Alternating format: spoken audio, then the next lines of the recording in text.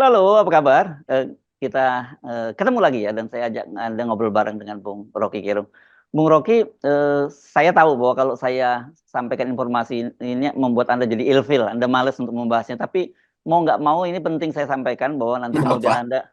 Anda mau nggak jawab nggak apa-apa. Ini soal PSI, suara PSI Oke. yang yang makin rame begitu ya, dan kok suaranya kok terus menanjak terus, bahkan sejumlah lembaga-lembaga survei yang kita lihat selama ini ada tendensinya dalam mendukung pemerintah juga mulai mempertanyakan, karena untuk suara yang sudah cukup besar hampir 70% itu harusnya stabil, tapi yang terjadi malah anomali buat PSI, kan lonjakan suaranya sangat tinggi. Dan kemudian juga media-media mulai membandingkan juga, sejumlah media mulai membandingkan suara antara perolehan C1 dengan penghitungan, bukan Sirekap lagi sekarang. Itu kalau nggak salah yang digunakan itu rujukannya sekarang KPU 2024.go, pemilu 2024.kpu.go.id, karena udah berantakan Sirekap itu. Tapi kemudian yang membuat saya jadi berpikir secara keras gitu ya.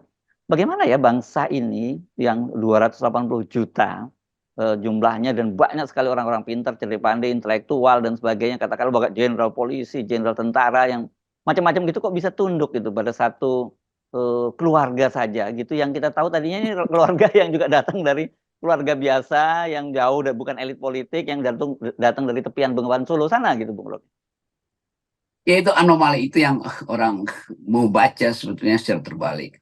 Bahwa dari awal kemampuan seseorang yang tadinya dianggap ya orang biasa, orang yang datang dari kesederhanaan, kita mesti periksa sebetulnya apa betul dari awal dia sederhana, kan itu Hmm. soalnya tuh. Jadi tipuan-tipuan media massa itu yang membuat akhirnya kita tahu bahwa ada seseorang yang direncanakan dari awal, seseorang yang diselundupkan dalam sistem demokrasi untuk merusak demokrasi. Nah, anomali itu sebetulnya yang paling mungkin kita bongkar secara teoritis, bahwa Indonesia walaupun ada lembaga-lembaga pengawas demokrasi, tetapi begitu kekuasaan dielulukan pada seorang, maka potensi dia menjadi tiran itu muncul lagi tuh. Jadi demokrasi itu bukan sekedar refleksi dari persaingan politik, tapi juga refleksi dari etika politik. Kan itu dasarnya yang di dalam filosofi pendiri-pendiri Amerika disebut sebagai demokrasi itu habits of the heart, sesuatu bawaan dari hati itu. Nah, kita mau tunggu misalnya satu keterangan reflektif dari segi filosofi atau culture. Apakah Jokowi memang seorang demokrat dari awal itu? Bukankah dia sejak masa sebagai wali kota itu dielulukan oleh media massa dan di backup oleh kapital yang kuat? Jadi dia bukan datang dari wong cilik sebetulnya.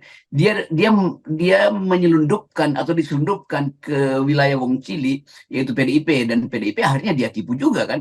Jadi ini pelajaran betul. Tadi kita bikin refleksi bahwa bagaimana seseorang yang kita banggakan sebetulnya dari awal untuk memberi kontras dengan rejim sebelumnya yang datang dari elit Jakarta, datang dari militer. Ternyata tipuan itu disembunyikan tuh.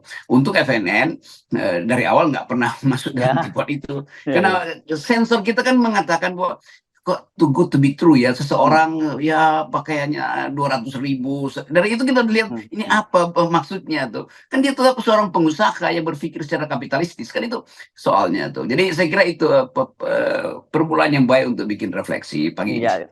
Tapi sekalian aja ya, ini saya kira macam bikin bikin pengakuan begitu ya, Bung Rocky. Saya memang kenal Pak Jokowi itu sejak masih di Solo dulu ya. Bahkan saya membuat tesis saya tentang Pak Jokowi itu di Solo. Oh Tapi iya, betul betul. ya, So ya. mesti ingat ya, Saudara Hersu pernah menulis secara akademis tentang peperangai politik Jokowi. Yes, ya, ya. Permanen campaign sebenarnya waktu itu topiknya yang saya tulis ya.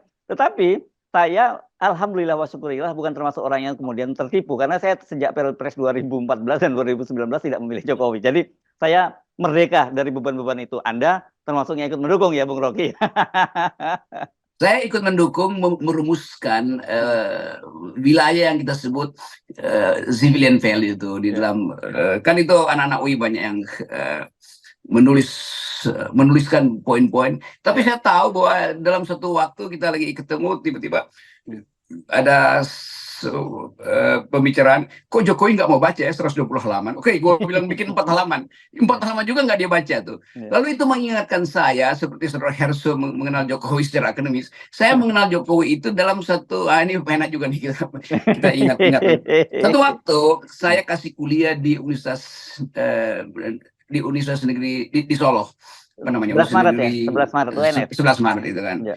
Saya lagi kasih kuliah, terus ini Pak Jokowi masih wali kota itu, dan orang sudah mengelulukan Jokowi berhasil mengumpulkan pedagang kaki lima, bikin nego berminggu-minggu di pendoponya, lalu berhasil dievakuasi dan tertiblah kota itu. Satu waktu saya habis kasih kuliah, terus datang orang minta, Pak Rocky, Bang, nanti kita ngobrol lah setelah ini ya. Saya kira saya mau kasih kuliah tentang etika politik memang waktu itu. Lalu saya pikir mereka ini dosen, saya bilang iya, nanti saya layani setelah ini. Lalu mereka setelah selesai, Pak Rocky, kita ngobrolnya di angkringan itu. Ya. Nah, datang mereka bilang, kami bukan dosen, tapi kami mau kasih informasi alternatif pada Pak Rocky, bahwa Jokowi itu bukan seperti yang dibayangkan di pers itu. Dan seseorang yang pada waktu itu masih tokoh Wong Cilik, dulu pernah bahkan jadi anggota Partai Komunis Indonesia, dan pada waktu itu Partai Komunis itu partai yang sah itu, ketua pemuda rakyat. Beliau masih hidup waktu itu, tapi dia sakit-sakit, dan dia kirim orang-orang dia itu untuk menerangkan bahwa Jokowi itu bukan Wong Cilik. Dia kerjanya nipu Wong Cilik sebetulnya, bahwa semua yang dilakukan itu di belakang layar adalah tukar tambah finansial. Kalau ada jalan yang rusak di Solo itu dalam satu malam itu bisa dibenarin Jokowi, bukan pakai APBD, tapi telepon korporasi supaya pencitraannya ada tuh. Jadi saya dapat informasi itu, dan saya mulai menduga bahwa ini akan berlanjut. Jadi blessing in disguise, berkah bahwa saya pernah mengetahui Jokowi dari awal, justru melalui keterangan dari orang yang paling kita sebut sebagai Wong Cilik. Siapa namanya tuh? Rewang, bukan? Rewang, betul dia. Rewang itu adalah orang paling muda di Central Committee Partai Komunis waktu itu, dan jadi bagian dari sejarah Kota Solo, karena dia ditahan, kemudian beberapa waktu kemudian setelah dia tadinya mau ketemu saya, tapi tiba-tiba dia sakit, maka dia kirim murid-muridnya tuh. Jadi saya dapat informasi dari tangan pertama tentang model atau kelakuan Jokowi. Nah, saya terangkan ini karena Herso juga menerangkan kedekatan dia dengan Jokowi secara akademis. Jadi ini fakta yang saya anggap, oke, saya punya pengetahuan yang mungkin kalau saya yakinkan orang nggak begitu, itu pasti orang-orang yang disuruh intel buat kasih informasi buruk pada Pak Rocky. Tapi saya kira enggak tuh, karena akhirnya terbukti bahwa mental Jokowi itu adalah otoriter, dan pencitraannya begitu luar biasa. Itu dia yang saya kira penting ya, dan Anda tersadarnya juga setelah Pilpres 2014 ya, Bung Rocky ya. Jadi belum terlalu terlambat banget ya. Iya. Jadi waktu Pilpres 2014 saya mulai menduga ini ada yang nggak benar nih. Mulai kita lihat cara orang-orang itu, wah ini sipil yang benar-benar datang dari Wong Cilik. Dalam hati gue, lo ditipu lo pasti itu, dan betul ditipu. Ya, yang saya kira itu udah cerita yang melampau, dan hanya sejarawan yang bisa membongkar itu dengan data yang lebih konkret. Saya hanya terangkan sesuatu yang menarik saya, karena saya diberitahu justru oleh kalangan kiri di Kota Solo bahwa Jokowi itu bukan dari kalangan kiri, bukan dari kalangan Wong Cilik, dia tetap dari kalangan kapitalis, dan kapitalis yang sebetulnya ersat juga tuh, karena di belakangnya ternyata ada beberapa tokoh Jakarta yang berbisnis dengan dia, itu beberapa jenderal. Jadi saya kira itu ini catatan kecil yang orang sebut sebagai pintu masuk untuk membaca mental Pak Jokowi itu. Ya, itu saya kira penting, karena sampai sekarang orang kemudian sering jadi bingung dengan meminta penjelasan gitu ya. Mereka setidak-tidaknya ingin mendapat penjelasan begitu ya, Bung Rocky, apa yang terjadi sesungguhnya dengan bangsa ini. Karena bagaimanapun juga kan kita pernah, sebelum Pak Jokowi itu ada Ibu Mega, bahkan ada Gus Dur sebelum, tapi dengan yang pendek ada Pak SBY misalnya, yang dari ini kalangan elit juga kan, karena elit militer, yang satu elit politik, Ibu Megawati, bahkan Gus Dur juga elit keagamaan ya, karena dari keluarga, dari terahnya NU begitu ya. Nah, mereka sendiri ini kemudian bisa berakhir dengan baik, mengakhiri masa jabatannya dengan tenang. Bahkan Ibu Megawati harusnya yang penasaran ya, karena cuma masa kepresidenan yang pendek dan kemudian dikalahkan, kan harusnya Ibu Megawati yang lebih penasaran atau lebih kecanduan dengan kekuasaan. Tapi Ibu Megawati juga tidak melakukan hal itu. Pak SBY juga tidak melakukan itu. Nah, tiba-tiba pada Jokowi dia melakukan itu, bahkan dia tidak hanya berhenti pada diri dia sendiri. Dia ingin ini agar dinastinya berlanjut begitu. Ini yang kita sebut nobility-nya nggak ada itu kan. Orang yang punya nobility itu menganggap, saya aristokrat, jadi seterusnya akan jadi aristokrat. kendati udah lengser. Kan itu nilai yang akan diingat orang tuh. Pak Harto tuh yang potensial untuk jadi pemimpin seumur hidup, bahkan dia bisa perintahkan semua hal. Tapi ada etika militer. Saya kira juga ada etika militer yang mengatakan udahlah stop aja tuh. Toh nggak membanggakan secara militer untuk mengambil kekuasaan berlebihan itu kan. Dan itu yang kemudian orang anggap loh, bukannya Pak Harto itu terlibat di 30 September misalnya kan, atau di 1 Oktober. Tapi kemudian sejarah mulai menganggap bahwa ya ada data mungkin yang keliru. Tetapi orang lihat pada akhirnya Pak Harto itu melihat bahwa negara ini mesti diselamatkan. Kayak itu dasarnya tuh. Demikian juga pemerintahan sebelumnya tuh. Habibie juga sebetulnya mampu untuk memakai segala peralatan, apalagi peralatan internasional. Tetapi ini orang juga yang punya rasa malu kan, rakyat nggak memerlukan saya lagi tuh. Walaupun mungkin dia cuma dibisikkan itu, nanti kalau Pak Habibie maju lagi itu akan ada Semanggi 2, Semanggi 3, Semanggi 6. Jadi Habibie mengerti batas akhir dari kekuasaan tuh. Lalu berlanjut pada Gus Dur juga akhirnya tahu bahwa ya ngapain juga ngelawan kalau DPR, walaupun kita tahu bahwa toh masyarakat sipil ada di belakang Gus Dur. Tapi Gus Dur juga etisnya terlihat, bahkan dia keluar dari istana dengan pakai kolor. Demikian juga Ibu Mega tuh. Ibu Mega yang menguasai sejarah Indonesia, dia juga bisa jadikan kedudukan dia itu untuk memobilisir wong cilik kan. Tapi Mega juga tahu etikanya tuh. Tiba-tiba ada orang yang betul-betul dieluk-elukkan sebagai contoh dari marhaen ya. Tiba-tiba dia jadi tiran kan, itu intinya. Jadi kalau tadi ditanyakan apa penyebabnya, pertama karena bangsa ini sebenarnya bangsa yang cepat larut di dalam pencitraan tuh.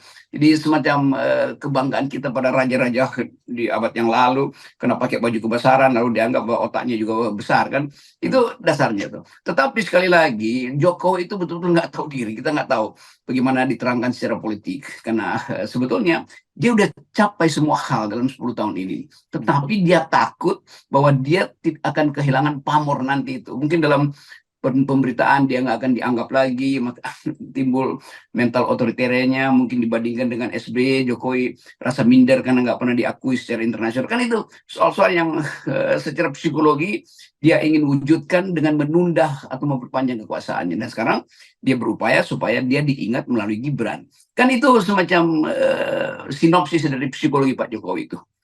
Sebelum saya bikin analisis psikoanalisis, mending kita anggap aja begitu dulu. Jangan dulu, itu dulu ya. Tapi begini ya, supaya fair juga kan Bung Rocky, dalam politik kan ada adagio bahwa rakyat itu mendapatkan pemerintahan sebagaimana dia kehendaki.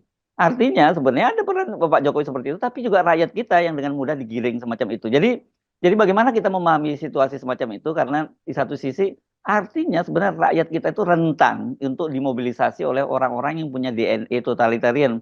Dan itu yang saya kira membuat banyak anak-anak muda sekarang frustrasi. Karena saya misalnya menyimak percakapan Anies dengan anak-anak muda yang dulu hadir dalam Desak Anies. Mereka kangen untuk kembali bertemu dengan Anies dalam acara Desak Anies yang menurut mereka itu menghadirkan sesuatu yang berbeda. Tapi anak-anak ini kan kalah dengan mayoritas bangsa kita yang mudah dimobilisasi gitu. Sebetulnya rakyat kita percaya pada kejujuran politik yang betul-betul bermasalah, dan dulu ada lembaga-lembaga survei yang dari awal disewa untuk memanipulasi opini publik. Lain di Amerika, misalnya di Eropa, karena rakyatnya cerdas itu, udah tahu tentang arah politik, maka dia nggak akan percaya begitu aja pada pencitraan. Karena itu kemudian oposisi timbul. Tapi di kita 60-70% rakyat kita itu hanya lulus SMP itu, atau bahkan lulusan SD itu. Jadi keadaan demografis ini yang dimanfaatkan oleh Jokowi dan menyewa lembaga survei untuk memanfaatkan kekurangan pengetahuan rakyat. Kan sebetulnya lembaga survei ini mestinya berpihak pada rakyat dan mengatakan, Pak Jokowi, nggak mungkin kami survei dalam keadaan rakyat itu tidak punya pengetahuan yang cukup tentang politik. Jadi maaf ya, kami nolak gitu. Tetapi ini lembaga survei juga ada orang-orang yang rakus, yang ingin cepat kaya tapi tanpa otak atau tanpa etik kan. Itu yang kita lihat sekarang tuh, dipamerkan secara statistik bahwa 3 periode dimungkinkan. 1 putaran adalah kemestian tuh. Perpanjangan penundaan pemilu ada keharusan kan. Ini kan semuanya kerjaan dari opinion maker. Tapi karena itu kita duga juga ini pemilik lembaga survei ini juga orang-orang yang kere bunga bale gitu, ingin cepat-cepat naik jabatan dengan memanfaatkan keterbelakangan bangsa ini tuh. Ya. Dan juga menarik sebetulnya kalau kita baca sosiologi dari lembaga-lembaga survei ini sama dengan sosiologi Jokowi kan. Dari satu lapisan kelas yang tiba-tiba Yes. naik kelas, lalu tiba-tiba berlimpah kekuasaan, lalu ingin berlimpah uang. Nah itu yang kita sebut sebagai kearistokratan elit kita itu nggak ada tuh. Aristokrat itu artinya dia percaya bahwa dia itu punya marwah, dia itu punya kapasitas, dia punya ada standar etik. Nah ini sama, jadi terlihat bahwa lembaga survei satu kultur dengan Pak Jokowi, satu kultur dengan pakar-pakar hukum tata negara yang hanya mampu disewa, lalu membuat opini bahwa seolah-olah Jokowi adalah pejuang demokrasi itu. Yes, oke. Baik, terima kasih. Saya kira tidak cukup waktu kita untuk membahas itu dalam perbincangan yang pendek. Tapi setidaknya saya sudah membayar utang saya karena banyak sekali yang nagih ke saya untuk membicarakan soal ini, karena mereka sendiri sebenarnya kemudian kebingungan dengan menghadapi situasi yang semacam ini, termasuk realitasnya bagaimana dengan mudahnya kok mereka bisa digiring oleh dengan bansos, dengan BLT dan sebagainya.